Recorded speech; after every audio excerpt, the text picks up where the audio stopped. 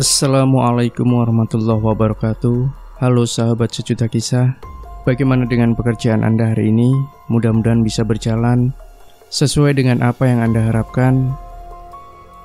Jumpa kembali bersama kami, channel yang setiap hari selalu menghadirkan kisah-kisah nyata misteri yang menarik untuk Anda simak.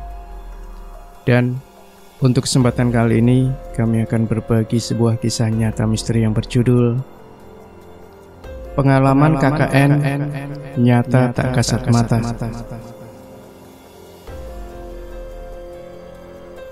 Sebut aja namanya Vita, salah satu mahasiswa di kota Malang. BTW, sekarang dia udah jadi guru di kota tersebut. Cerita semasa KKN yang menurutnya gak bakal bisa dilupain, karena dia dan teman sekelompoknya menghuni rumah sementara yang memiliki makhluk yang udah stay banget di rumah itu. Gue juga serem mau nyeritainnya. Elah. Kita ini sekelompok sekitar 20 orang lebih. Gue gak bakal ngitung netnya berapa, karena yang dekat sama Vita ini cuma beberapa orang. Dan salah satu temennya Vita ini suka nonton film horor gak tahu tempat.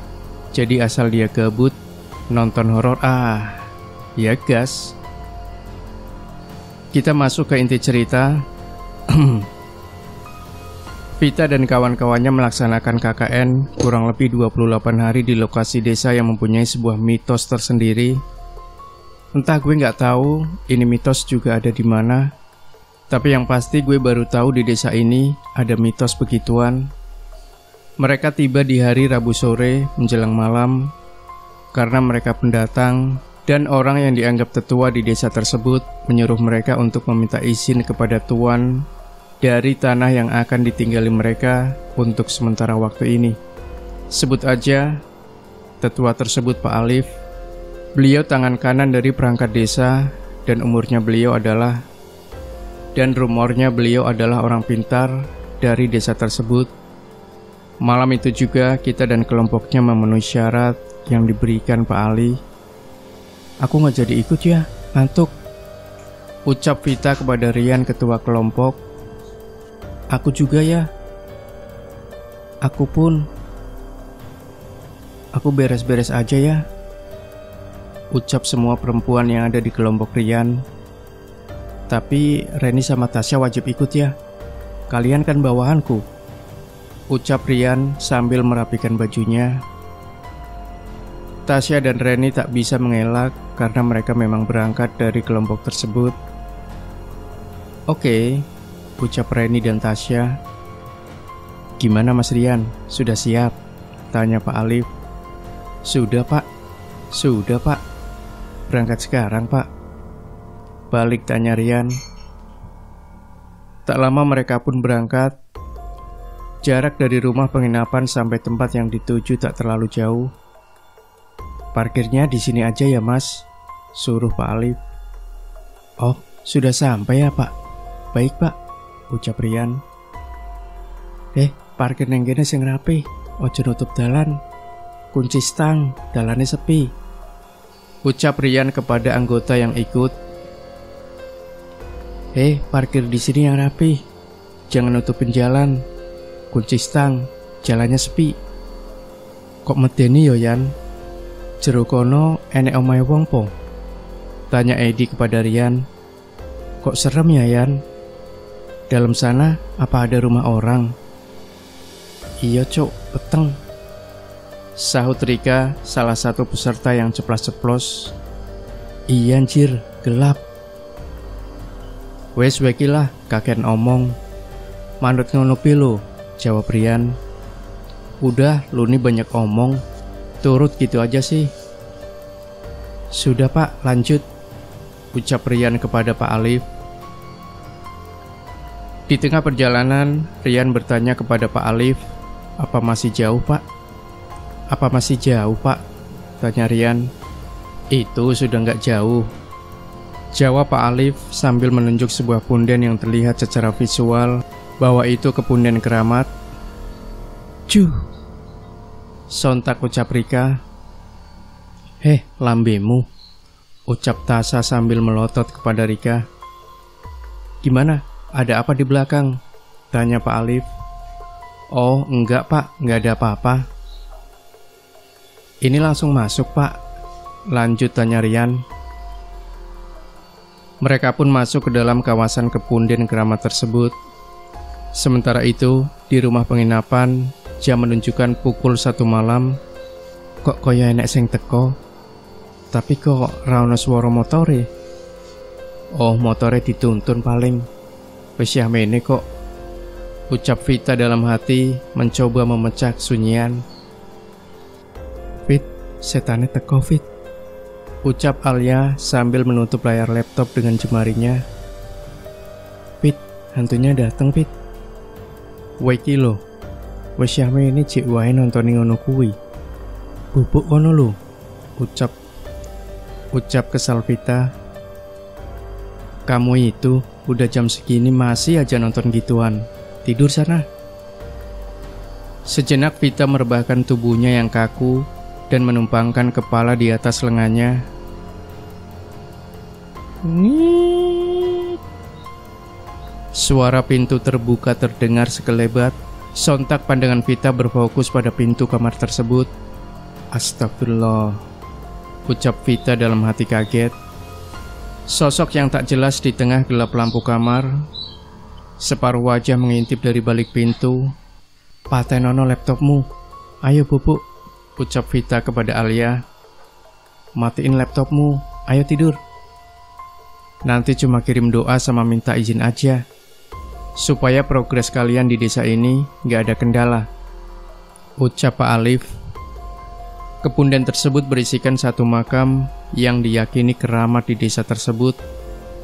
Tak jauh dari lokasi kepunden, terdapat makam umum warga sekitar yang lumayan lebar. Pak, seru banget cuy, ucap Rika menyenteri sebuah sumur. Dalam banget jir. Awas cok, gue nek kecemplung tak tinggal wae, ujar Edi. Awas lu kalau tenggelam, aku tinggal aja.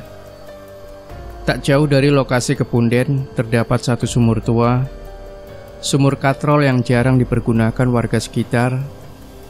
Ayo, sini masuk, ucap Pak Alif. Baik pak, jawab Rian. Treng teng teng teng teng teng teng teng teng. Suara ramai knalpot sepeda motor terdengar sampai dalam kamar yang di tempat Vita, membuat kita sejenak terbangun dari tidurnya. Assalamualaikum. Salam terdengar dari pintu utama. Waalaikumsalam, ucap Bu Anti, istri dari Pak Alif. Kok suwimen pak? Tanya Bu Anti kepada Pak Alif. Kok lama banget pak? Biasa, jawab lirih berbisik Pak Alif kepada sang istri. Kalian istirahat ya. Besok agendanya apa? Semoga lancar, ucap Pak Alif kepada anak-anak. Iya baik pak, terima kasih pak, ucap Rian. Pagi harinya kita menanyakan sebuah hal kepada Rian. Wingi mulie kok nggak bareng? Enek sing mlaku? Tanya Vita. Semalam pulangnya kok nggak bareng? Ada yang jalan? Ngawur, bareng kabeh kok, nganggo motor, jawab Rian. Ngasal, bareng semua kok pakai motor. Oh, berarti aku salah krungu, ujar Vita. Oh, berarti aku yang salah dengar. Ini sih aneh anjir keluarganya. Gue agak ngeri mau nerusinya. Lanjut aja lah, tanggung, ini seru. Hari itu agenda mereka adalah membersihkan musola-musola terdekat di desa tersebut. Terdapat 2 musola di dekat rumah utama yang kita tempati, dan di dekat rumah kedua tempat sisa peserta yang tak tertampung di rumah utama, WKWK penampungan. Piye, wis bar kabeh? Tanya Rian kepada salah satu peserta di dekatnya. Gimana, sudah selesai semua? Wes ketok eyan, wes jam 1 kok. Panasnya wis ra umum, jawab peserta tersebut. Udah kayaknya Yan, udah jam 1 kok. Panasnya udah nggak ngotak. Wes kandhanano liyane, ben kumpul ning omah utama, mangan, sholat, adus, ngegame karep mundang, suruh Rian. Udah kasih tahu lainnya, biar kumpul di rumah utama, makan, sholat, mandi, ngegame, terserah cepet. Siap bos. Mereka pun berkumpul untuk beristirahat di rumah utama dan melaksanakan aktivitas pribadi mereka. Mengko magribane ning musola cedhak kene wae yo, ucap Rian. Nanti magribannya di musola dekat sini aja ya. Mengko pasang karpet, sajadah karo tirai pembatas, lanjut Rian. Nanti pasang karpet, sajadah sama tirai pembatas. Mengko adzan, ojo gorisone misah-miso wae, ucap Rian kepada Rika. Lu nanti adzan, jangan bisanya ngumpat aja. Siap, jawabnya. Kemudian mereka melanjutkan aktivitasnya masing-masing. Mambengi, izinnya nyang sopo Tas? Tanya salah satu peserta putri kepada Tasya. Semalam izinnya ke siapa Tas? Nyang wong sing wis ora enek, jawab Tasya sambil tertawa. Maksudnya? Tanya Alia ikut menimbrung. Makam mbah sopo ngono lho, lali aku jenenge, jawab singkat Tasya. Makam mbah siapa gitu, aku lupa namanya. Kik dikon ngopo? Lanjut tanya Alia.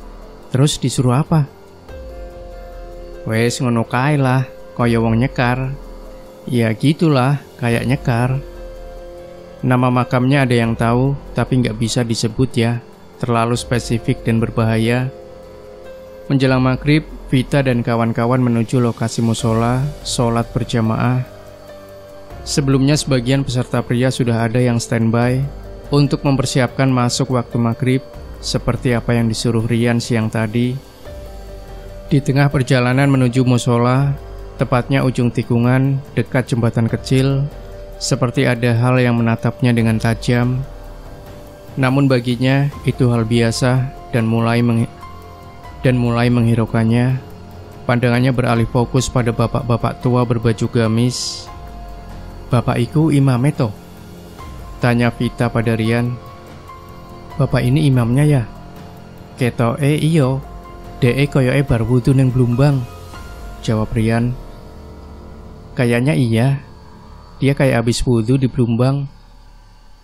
Blumbang adalah tempat penampungan air sungai yang bisa digunakan untuk mandi, mencuci, dan sebagainya.